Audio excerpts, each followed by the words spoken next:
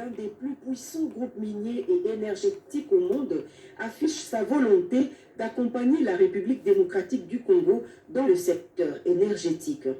Le géant minier australien arrive à Kinshasa avec une délégation composée d'une vingtaine d'experts conduite par son chairman, a été reçu par le chef de l'État Félix-Antoine Tshisekedi Tshilombo pour parler de son vaste et ambitieux projet hydroélectrique. En clair, FMG compte finaliser la construction et la production de l'énergie électrique du Grand Inga dans toutes ses composantes, c'est-à-dire de Inga 1 à Inga 8. Voilà qui justifie l'accord signé ce mercredi en présence du chef de l'État Félix Tshisekedi et du Premier ministre Sylvestre Ilunga Ilunkamba. À travers ce partenariat, les investisseurs australiens s'engagent également à produire de l'énergie verte non polluante à partir de l'hydrogène. The Congo can expect an injection firstly. Notre projet est très spécial. Nous ne parlons pas de Inga 3, nous parlons de Inga 3 jusqu'à Inga 8. Et notre objectif n'est pas de produire de l'électricité. Nous allons produire de l'électricité, mais également nous allons implémenter des grandes industries pour être en mesure de consommer l'énergie. Nous n'allons pas dépendre d'une quelconque demande, d'un quelconque nombre de clients. Et nous allons justement produire des engrais de qualité propre, nous allons produire des métaux propres, nous allons également produire de l'énergie propre.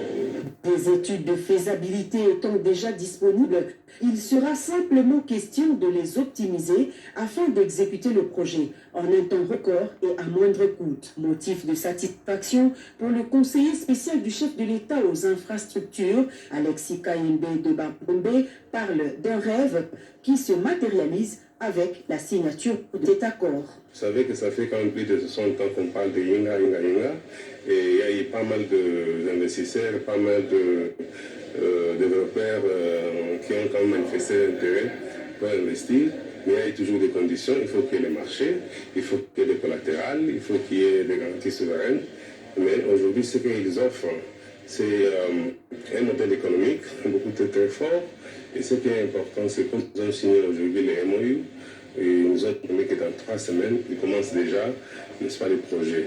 Et ils ne veulent pas aujourd'hui aller chercher les, on les appelle les consommateurs, puisqu'ils amènent, n'est-ce pas, les réaliser sur place en RDC. Au départ, la priorité sera donnée à la formation des jeunes Congolais qui seront sélectionnés pour l'exécution du projet afin de relever leur niveau aux standards internationaux. Une manière pour Fortune Metal Group de répondre à l'appel du chef de l'État Félix Tshisekedi lancé aux investisseurs étrangers, les rassurant que la République démocratique du Congo garantit un climat d'affaires propice et bénéfique. De leur fonction dans un centre hospitalier de Kisenso le week-end dernier. Le ministre de la Santé, le Dr Eteni Longondo, a effectué ce jeudi 17 septembre 2021 le déplacement du centre hospitalier mère et enfants d'Ingaba où sont prises en charge ceux des victimes pour une visite de réconfort et aussi pour suivre de près l'évolution de leur traitement. Sur place, le ministre a eu un bref entretien avec le médecin-chef des zones de santé d'Ingaba aux côtés du médecin directeur de l'hôpital de Kisenso et de la délégation syndicale des infirmiers du Congo qui ont reconnu tour à tour que la situation générale de ces deux patientes s'améliore petit à petit, mais elle nécessite des soins très appropriés, de préférence à l'étranger. Juste après cet entretien, le ministre a rencontré personnellement ces deux infirmières pour un échange de près de 30 minutes.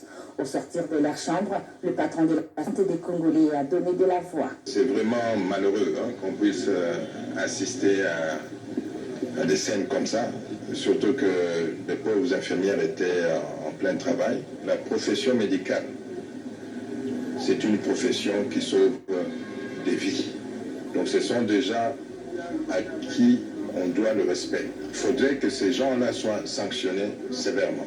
Déjà là, j'ai appris qu'elles évoluent bien par rapport à leur prise en charge, par rapport à leur état physique.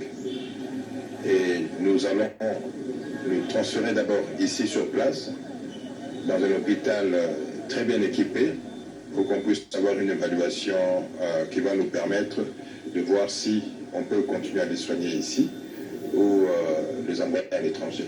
Ici est de noter qu'aujourd'hui même, ces infirmières seront transférées vers un autre centre hospitalier plus adéquat en vue d'une prise en charge avancée. Des projets d'aide à la population congolaise dans le cadre de la coopération bilatérale avec la République démocratique du Congo. C'est la confirmation du conseiller chef de mission adjoint du Japon en RDC. Monsieur Kentaro Minami était l'hôte du vice-premier ministre du plan Élysée Mounekwe Tamukumwe à travers des dons alimentaires et des ciments, ainsi que le financement dans le domaine de la santé et de l'éducation. Le pays du soleil levant tient à renouveler et accélérer ces projets du fonds de contrepartie du ministère. Dans la rue pour réclamer leur prime. Du boulevard du 30 juin au cabinet de la vice-primature du budget, les syndicalistes du ministère des Transports et Voies des Communications ne se sont pas arrêtés là. Ils sont allés s'informer auprès des services du budget. Heureuse coïncidence, le vice-premier ministre du budget Jean-Baudouin Mayou-Mambeke, dans ses habitudes, était en train de scruter chaque service pour savoir un peu plus sur le déroulement du travail. Et rencontre dans l'un des bureaux la délégation syndicale à la recherche du contre-saint du vice-premier ministre pour enfin percevoir la prime. Jean-Baudouin Mayou a eu des mots justes pour apaiser ses représentants du personnel des transports et voies des communications.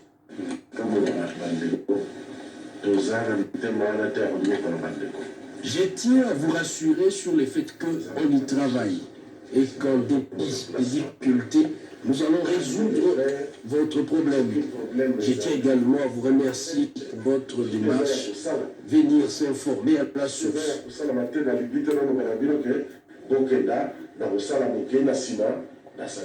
Vous manquez du respect.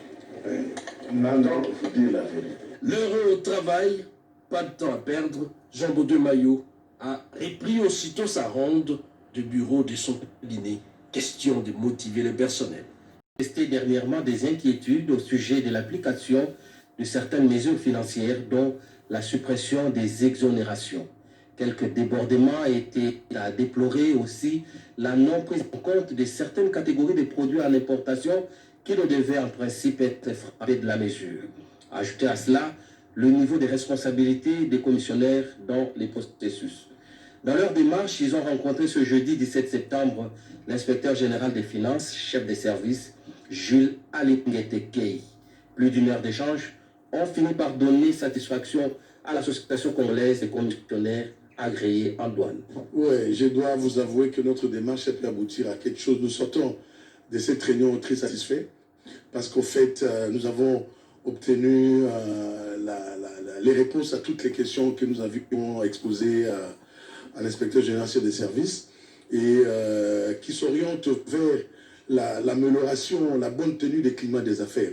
Et nous avons été impressionnés parce que tous les problèmes parfois que nous rencontrons avec les différents services par rapport, par exemple, au niveau de la GDA, où nous avons constaté un blocage tout simplement par le fait qu'ils disent que non, voilà, c'est parce que nous avons dans nos murs l'inspection générale des finances, qui, nous venons de constater que l'inspection générale des finances fait son travail et il fallait tout simplement que nous venions ici pour comprendre que dorénavant, et par la promesse que l'inspecteur général des finances et chef des services nous a faite, c'est dire que dans le 2 ou 3 jours, et nous préférons réserver la primaire, n'est-ce pas? Parce qu'en fait, on ne doit pas commencer à dévoiler tout ce que nous nous sommes dit. Nous attendons les résultats qu'il nous a promis dans 2 ou 3 jours.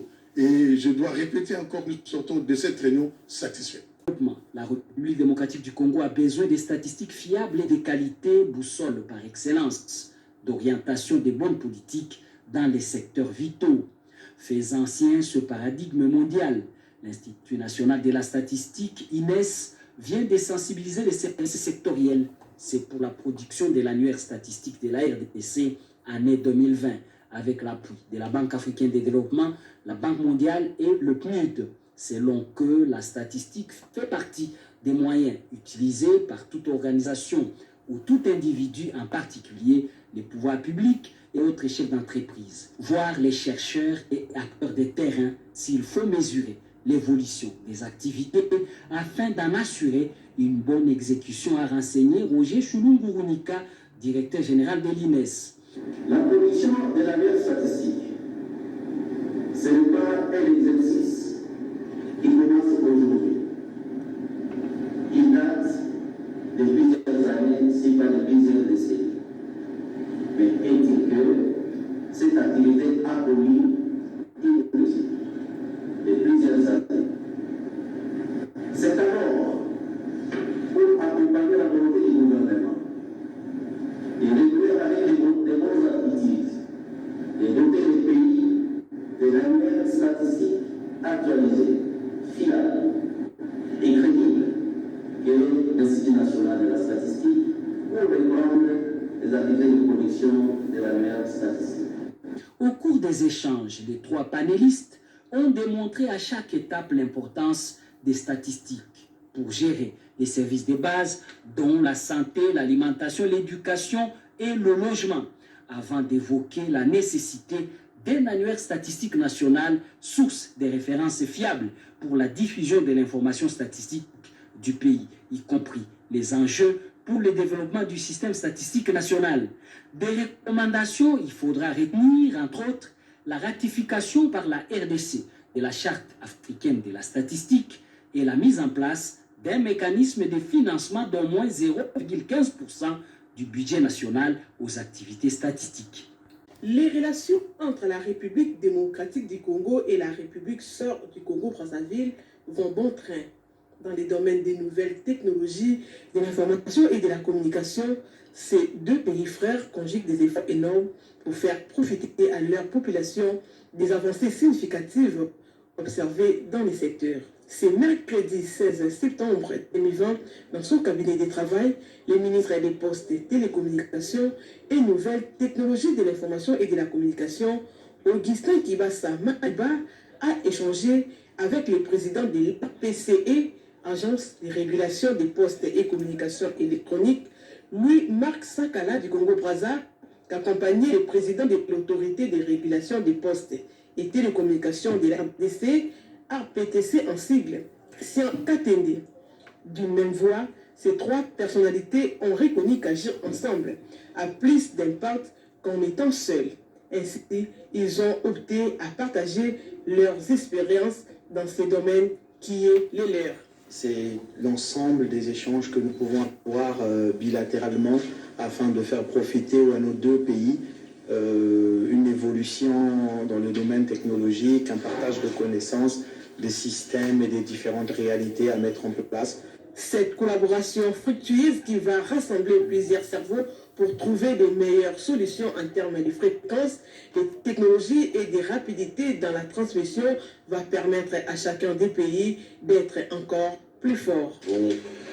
Une opportunité de partage d'expérience qui va considérablement nous aider à être beaucoup plus efficaces dans la gestion de notre secteur et autant à Brazzaville vivent des expériences qui peuvent nous servir, autant nous aussi nous avons des expériences qui peuvent les servir et puis nous avons des matières communes pour lesquelles nous devons échanger. Relancer le projet de construction des maisons préfabriquées au Kantchach, voilà l'objectif de l'entrevue entre le ministre d'État en charge de l'urbanisme et habitat et les experts impliqués dans ce projet. Étaient conviés à cette réunion technique les experts des différents ministères, la délégation de la primature, les ingénieurs de la régie des eaux, de la SNEL et de l'OVD. Le ministre a relevé certaines failles qu'il a trouvées sur le terrain et comme le dossier est revenu au niveau du ministère de l'urbanisme et habitat, c'est ainsi qu'il a préféré réunir tous les participants. Il y a le ministère des ITP, il y a le ministère des ressources hydrauliques et électricité. Nous avons vu les gens de la SNEL, de la régie des eaux, pour qu'ensemble, nous fassions du bon travail. Là où il y avait peut-être des irrégularités ou des malfaçons que nous puissions corriger. Voilà la raison pour laquelle le ministre nous a convoqués. Nous allons faire une descente avec toutes les équipes pour chacun, en ce qui le concerne, de voir ce qu'il peut donner comme évaluation. Offrir à la population des logements sociaux décents, c'est la vision du chef de l'État, Félix-Antoine Tshisekedi, dont Pius Mwabilumba Yomuka, la ministre des tutelles, voudrait la matérialiser. Raison pour laquelle il a un œil regardant sur la poursuite et le recadrage du projet de construction de maisons préfabriquées au Kantchach. Peu avant, le ministre d'État avait effectué sur le site une visite où il a remarqué les signes de défaillance technique. Cette situation se fait de toutes les nations, mes disciples, ce passage biblique tiré du livre de Matthieu 28, verset 19, reste une source d'inspiration à cette plateforme qui se donne pour mission d'assurer la production et la promotion de jeunes talents qui ont choisi la musique pour édifier le peuple de Dieu, aussi gagner les âmes au travers de la chanson. Cette conférence de presse de Madjabou Gospel a permis aux professionnels de médias de comprendre la vision de ce label qui va à la conquête à travers le Congo profond de jeunes pétris de talent. Ils seront dénichés et encadrés non seulement artistiquement, mais aussi spirituellement. Cet immense projet bénéfique en faveur des artistes musiciens chrétiens vise à changer la vie de ces jeunes et façonner leur carrière musicale. Madjabou Gospel sera piloté par 4 ambassadeurs connus dans le monde de la chanson chrétienne. Nous citons le pasteur Mike Kalambay, les sœurs Sandra Mbouyi, Roselyne Kayaba et Déborah Lukalou. Ces représentants ont répondu à quelques préoccupations des professionnels de médias. On va prendre tout le monde qui n'est pas dans la grâce des cieux, par l'aide du Saint-Esprit. On va essayer de faire le plus grand travail d'aider ces jeunes talents sans rien leur demander l'argent. Donc nous n'attendons pas l'argent et l'or, nous attendons c'est le nom de Jésus.